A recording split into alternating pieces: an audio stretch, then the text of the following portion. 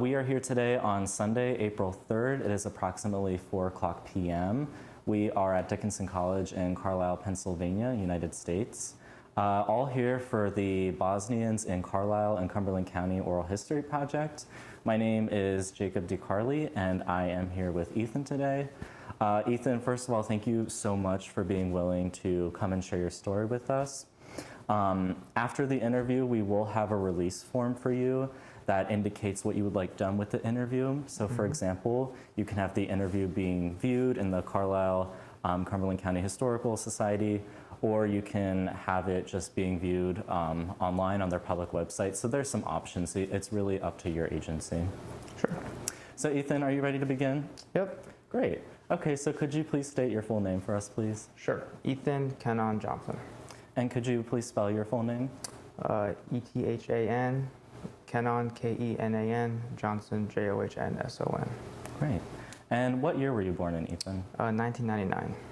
And where were you born? Sierra Vista, Arizona. And did you grow up in Arizona or some different places? Several different places. Okay.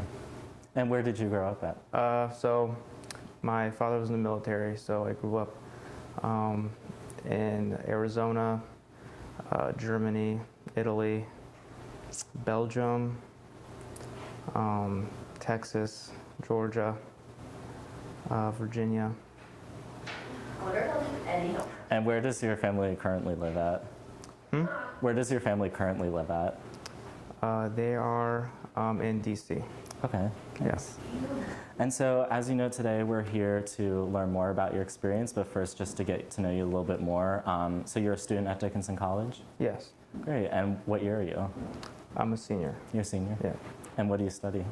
Political science and security studies. What made you choose those two fields? My father is in the military, like I said, and he's in the intel community, so I've just been exposed to like that type of politics and intelligence field, so I just felt like that was a good subject to lean into. Yeah. And back to, all the places that you grew up in throughout your life, how was that for you? I think it shaped me a lot. I got to experience a lot in a short period of time. I've become more like worldly as I grew up and experienced different peoples and cultures.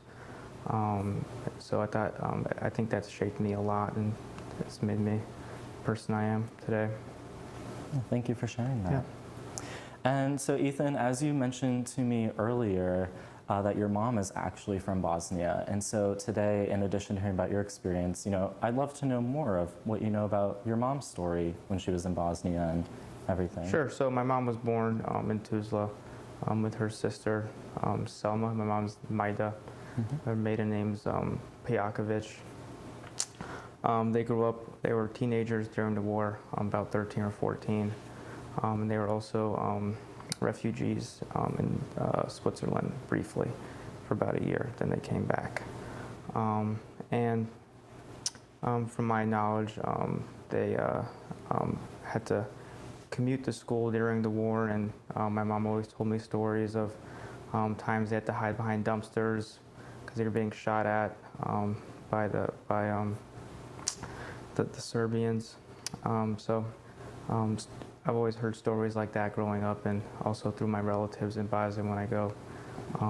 That war really impacted them and shaped them, and they're better now because I feel like they're stronger, and the relationships in Bosnia are stronger. Every time I go to Bosnia, it's a very small community in each city, like in Tuzla or Sarajevo. Like they know, it's like a small little neighborhood, even though it's a city. They know everyone that's there because the community is so tight. And I think part of that tightness is because they all went through that horrific experience together, and they came out of it. Yeah. Thank you for sharing that. Yeah. And so, you talked about your mom and sister seeking refuge in Switzerland. I'm wondering how long they remained in Bosnia, or when they immigrated from Bosnia. So, like I said, they grew up in Bosnia. They're going to high school during the war, and my grandparents, their parents, they were worried about because there was raping and they were hearing stories because the worst of it was in obviously Sarajevo, and Tuzla is where the NATO presence was. So Tuzla was a little bit safer than Sarajevo, and they were worried that the Serbians were going to push into Tuzla, and they were hearing about rapings and shootings, and Tuzla also got shootings and they were getting mortared, but it wasn't as bad as Sarajevo. And they were worried and they wanted to send my mom and her sister to Switzerland to keep them safe, and they were there for about a year, and my mom and my sister, for whatever reason, weren't liking it. Their parents stayed in Bosnia. They were doctors. My grandparents were both doctors, so they were on the front lines of things because of the war casualties and things like that. So they stayed, and my parents didn't like my mom and her sister didn't like being away from their parents. So they only went away for about a year in Switzerland, and they came back within the time frame of the war. So as they came back, they were still in that scenario. And so, did your mom ever talk about how she felt coming back to Bosnia during the war? Not really, because it was such a small part of their experience of the war. They didn't have the experience being a refugee didn't impact them a lot, and then coming back, it was just like coming back home, and so that integrating back into the war scene and the neighborhood scene for them, I don't think it was that impactful because it was just going back home. So it was more strange for them to be a refugee, and it was actually more comfortable for them to be back home with their family, even though it's in the middle of the war. But at that point, they were used to the war, and that, like I said, that commute to school and having to hide behind dumpsters and getting used to some of your friends not coming back home because they were shot, that was all a regular experience for them. And as sad as it was, they got pretty used to it. And so, you thinking about your mom's story and your family's story, how does that make you feel, as you learn these stories for the first time, or even think about it today? So I always got a good dose of these stories as I was growing up, and as like a second grader or third grader, I didn't know what what she was telling me. It just sounded interesting to me. There being like a big war where my mom was from, and her telling me these war stories. And my dad's in the military, so it was interesting because I never get war stories from him. He's just not comfortable with it, and it's also a different aspect of it because my dad met my mom as part of the NATO mission in Tuzla. My mom was an interpreter helping NATO. So I actually got more stories from her, probably because she just wanted me to learn where she's from, and that was a big part of her history. So growing up, like I said, I didn't really know what I was, they just sounded like cool stories to me. And then as I got to experience Bosnia more, and I went to Bosnia several times when I lived in Europe, like almost every other year, until I was 10 or 11. And that's when I moved back to the States. But when I went there every year, I saw mortar shells and buildings and bullet holes, and that always stuck with me. And I never really put the pieces together to why the city was always in ruins. I was just always used to it. And then as I grew older and I learned more about Bosnia and the story and the details of it, away from my mom's experience, and put the puzzles together, kind of. And as I saw the city also repair itself, and the holes that were there 15 years ago that I saw in my mom's apartment, my mom's parents' apartment where she grew up, and they're covered and they're patched up. So it always fascinated me the way the city grew and I grew with it, and my knowledge of the war grew, and and her stories that she told me, it became more impactful for me as I grew up, and the knowledge of those stories were more detailed now that I have more of context of what she was telling me. No, thank you so much for sharing Yeah. that. So as you were learning more about these stories, were you also doing your own research of more events that happened in Bosnia? Did you hear about it maybe in some classes, for example? Yeah, my knowledge of the situation in Bosnia really took off in college. I took some classes like the refugee class, and we read books and firsthand accounts. And it was interesting taking a class like that because I got to compare my own experiences and my own knowledge and stories with other, with the history and the context of it and other people's firsthand experiences, and reading about that. So that was really cool for me, and that helped me gain a lot more knowledge about Bosnia and the refugee problem in Bosnia during the war, and also the NATO part of things, and how NATO got involved, and then also the war crime trials afterwards. So all those nuances I was ignorant to until I was always interested in Bosnia, obviously, because I'm Bosnian and my mom grew up there. So I always had a fascination with learning more. I felt like I could connect better with my family that way in Bosnia. So that was always an interest to me, and like I said, my knowledge really took off when I came to college. It really gave me the opportunity to seek those classes out and to research it more in-depthly. Thank you. Yeah. And so after doing more research and taking those classes, how has your identity of being Bosnian really changed?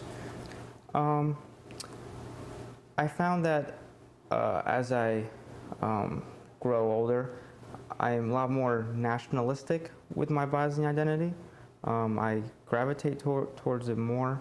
I feel like that's a normal thing for immigrants, or like for first-generation immigrants. I'm not an immigrant because, like I said, I was born in the United States, but that's a big part of me now. And like I go there, I've been there several times, and I go every 5 to 6 years now. So it's almost my home away from home, and it's also the one place that's stayed a continuity for me, because I've moved around so many times. I've had so many friends, and I've had so many different houses that I've grown up in. There's nowhere I can go, at least in the United States, where I can call somewhere home. But the places in Tuzla and my parents' farm in Kalesia, I have childhood memories there, because those places have stayed the same for 23 years. So it's always nice when I can go back there and see things that I used to play with as a kid. And also my parents grew up there, my mom grew up there, and I can see her childhood experience also. So it's always nice when I can go back there and bond like that with that place of continuity. And that's only grown stronger since I've grown older, and it's really shaped my identity and in my Bosniak sense of self. Thank you so much for sharing that, Ethan. So today, living in the United States now, how much do you participate in some of your Bosnian traditions? Sure. So my mom's family, they're Bosniaks technically. They're Bosnian Muslims. But my mom isn't a practicing Muslim, and I'm not a practicing Muslim. And I grew up Christian because my dad was Christian, and my mom switched to the Christian faith. So as an upbringing, I've had a very standard American Christian upbringing. I didn't learn Bosnian or Serbo-Croatian. I know words as I've picked up from going there and having to talk to my grandparents and my cousins who primarily speak Bosnian, but they also know English. So it was always a very swift transition. For me, the thing that sticks with me culturally, and the thing that's sticks in my everyday life is food. The Bosnian food is very unique, and you can, there's palachinka and cevapcici. Those are very unique foods that you know where they come from when you see them. And Bosnia, those are the two most popular dishes there. The cevapcici and palachinka you can find on every corner. And so I like to, when I come to the United States, try to recreate those foods or find those foods in the community as best as I can. Basically, a palachinka is just a crepe that's rolled up. It's very easy to make, and cevapcici is a little more complicated because you need the right meat for it.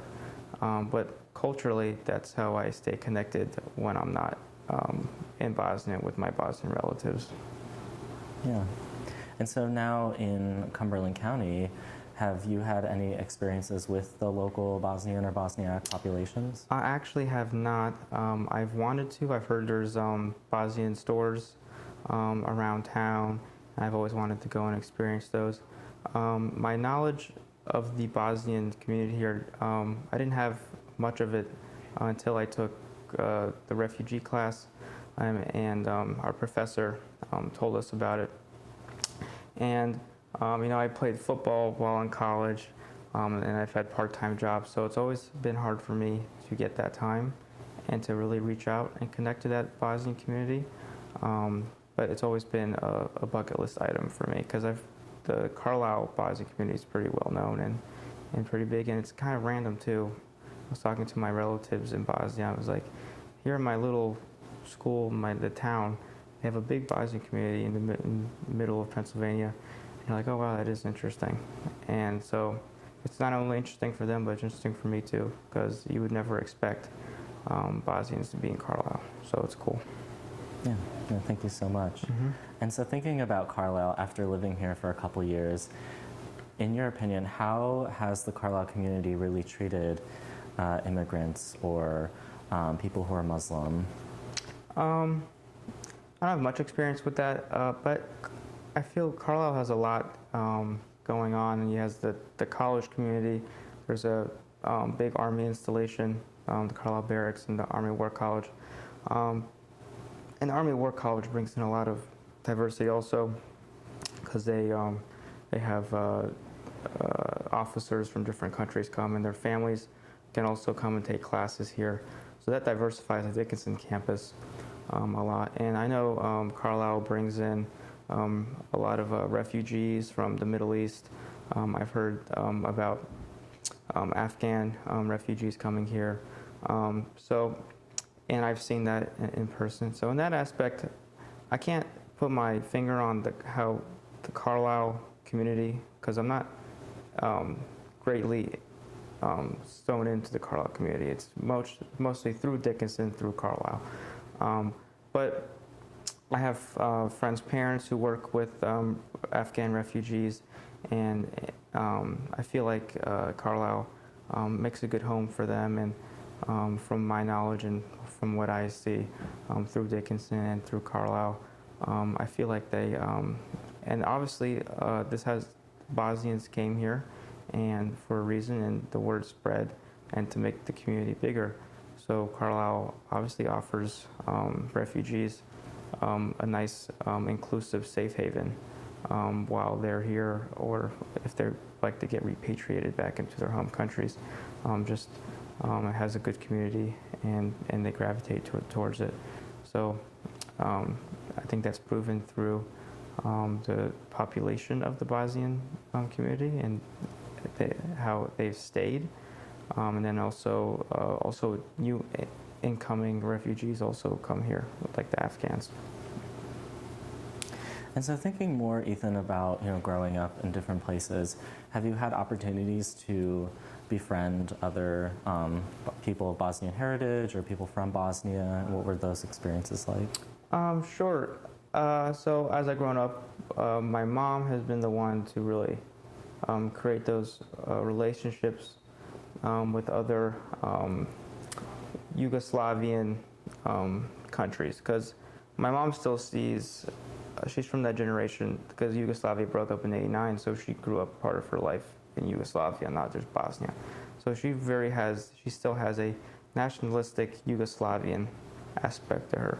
When she talks about Bosnia, it's not just about Bosnia, it's about Yugoslavia, and she mentions that Yugoslavia had a great basketball team and things like that back in the 80s and the 90s. So you would think that her being Bosnian and then the whole war happening, and then you think they wouldn't like Serbs, but it's not like that. And from my experience, it's been the same. We have a Serbian on the football team, and I thought it was really interesting getting to know him, getting to share. He's younger, so he obviously doesn't have that much knowledge of what happened. But it's also, I just found it very interesting having conversations with him and his input, him being Serbian, and just comparing that to what I know, and then my Bosnian relatives and their experiences. And like I said, as I grown up, my mom's always made friends with Yugoslavian people, like from Croatia and Slovenia and Serbia. So that's really helped my knowledge of things, and how relationships are formed, and how they've tended to overcome the war and just keep that nationalistic Yugoslavian identity instead of having any resentment towards Serbia. And I think that meeting more Yugoslavians, especially from Serbia, really helps me grasp that Yugoslavian identity even more, and also helps me understand how people in Bosnia are able to adapt and overcome what happened in the war also. With your teammate who's Serbian, if you don't mind me asking, what were some of those conversations that you had? I didn't go deeply into it because it's like American politics. Here for them, the Bosnian Serbian politics is complicated, and everyone has a different point of view. And it can get like serious sometimes. Bosnia has 3 presidents. And their form of government is very complicated, and they represent the Croatians, the Serbians, and the Bosnians, or the Orthodox Christians, Catholics, and Muslims. So there's a lot of competing identities and different ways that the government should run the country. And Serbia and Republika Srpska, that autonomous area inside Bosnia, is also very influenced by Serbia. So there's a lot of the politics around it is complicated, just like American politics is complicated internationally. And there's lots of different varying points and viewpoints. So to avoid any type of argument, I didn't go deeply into the war with him. I just stuck to culturally the similarities between Serbia and Bosnia, and wanted to bond with him on that level. So that's how I talked to my friend, my Serbian friend. As a political science major with a security studies focus, how important is it for you to keep up with the politics right now going on in the Balkans and in Bosnia? It's very important.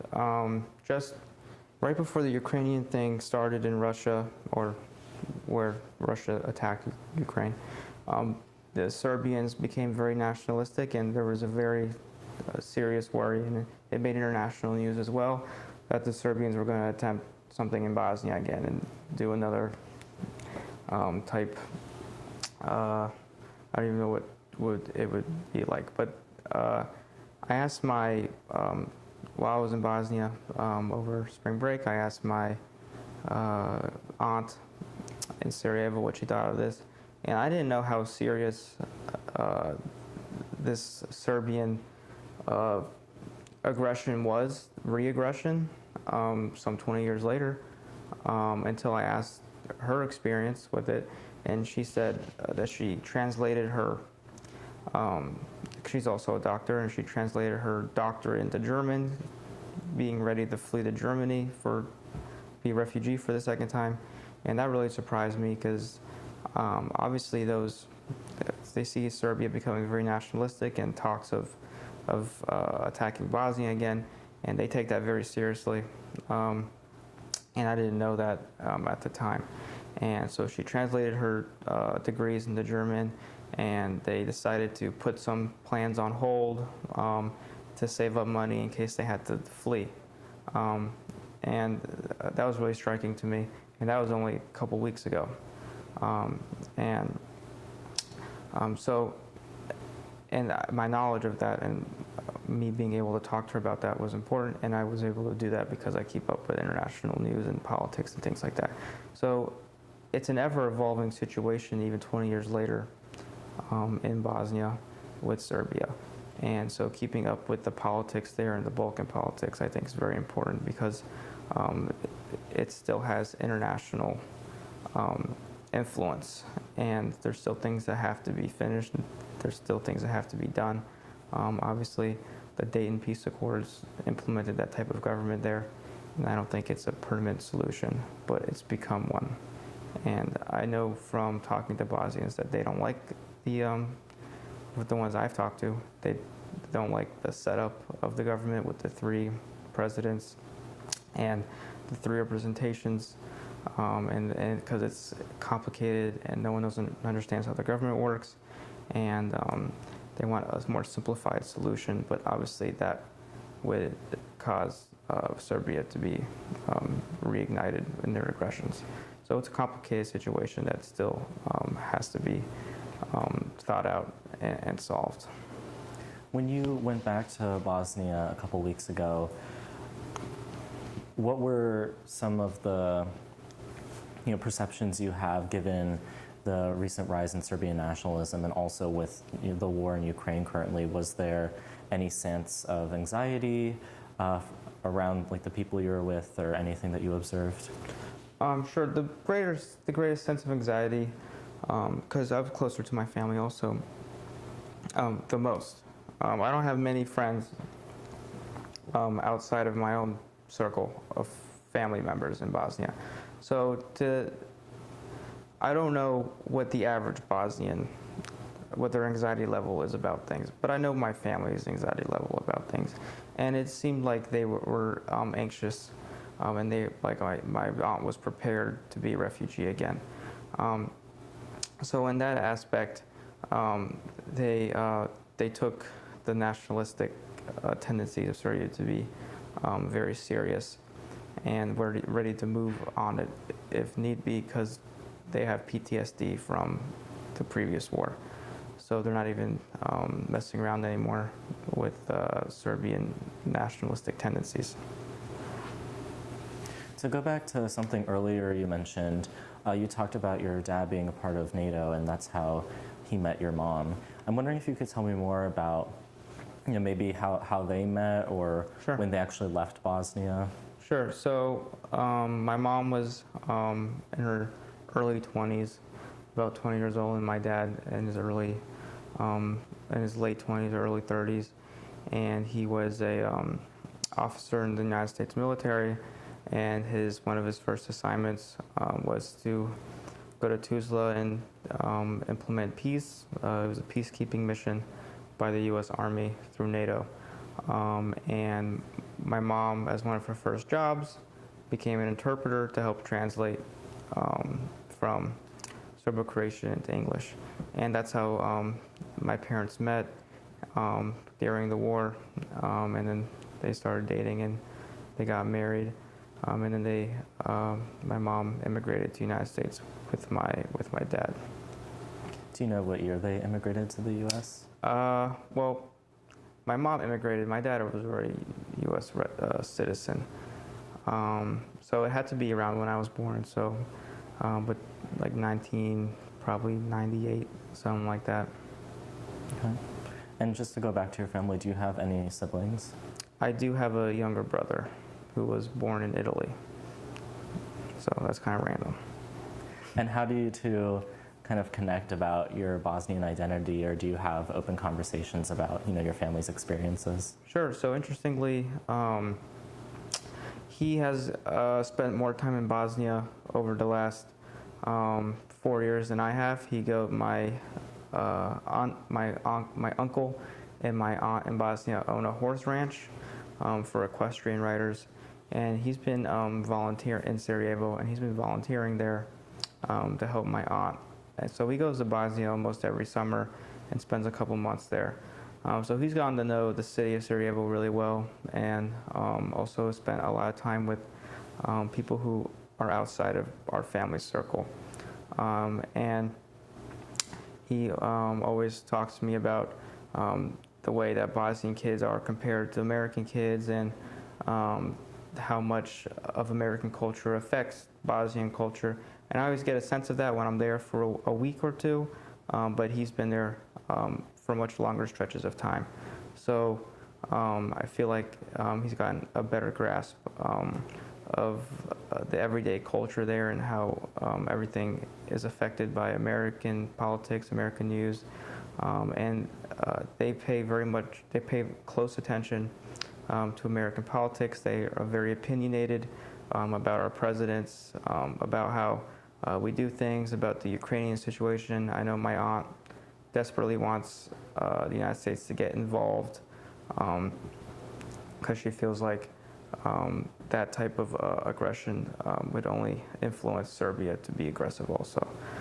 So in that aspect, we talk about Bosnian politics, American politics. We just do a lot of comparing, since I spend more time in the United States and he spends a lot of time in Bosnia. Thank you for sharing that. Yep. Thinking about your future, how do you think you'll carry really on your Bosnian identity and culture, maybe if you eventually have children, or your brother has children? Sure. I definitely, whether I have children or if I'm married or not, it's hard to get out there, especially as a young 20-year-old with a new job and getting out of college. It costs a lot of money to go out there. But I'll try to find the funds and go out there as much as I can, because, like I said, it's that one place of continuity that I've always enjoyed. And my aunt and my uncles are always there, and I have lots of cousins and my grandparents. So there's always that family aspect that will always bring me back there. I'll always have close family there. So there's no situation that I won't go back. It's just a matter of time and when I could do it. And then the frequency probably wouldn't be very much, probably as it is now, 5 or 6 years. But I would always invite people to come with me. I feel like Bosnia isn't a big tourist destination, and I was going there for spring break, and I would tell people I'm going to Bosnia, like, it's not really a spring break location, it's not Tampa, Florida. I was like, no, you really have to, for me it's easy because I have family there, so I'm visiting family, not going for spring break. But if you don't have a reason to go to Bosnia, it's out of the way from anything else. So I feel like just exposing people to the culture and to the Balkans in general is important. And anytime I get the opportunity to bring people to come with me and see family and see the cities and get a taste of the culture and the history. Have you brought your friends from Dickinson or from your high schools to Bosnia? I have not. I've only gone with family since then. When you're with your friends, do you ever do some things from your culture, or prepare food or anything to introduce that to your friends? Or I haven't recently. I'm not a very good cook, so I'd have to get my mom to do the cooking, but I'm open to it. So yeah. Back to what you were mentioning earlier, it's interesting how you were telling me about how your mom's not a practicing Muslim and how you're not. And given the rise in Islamophobic attitudes in the United States in the last 20 years, what's your perceptions on American general viewpoints towards the Muslim community here? It's interesting because every time I tell people about my experience and they don't. Lots of people don't understand that there are white Muslims that aren't Middle Eastern, that aren't African. They don't understand. Most people don't know there's a country that's majority white that are Muslims, which is interesting to me.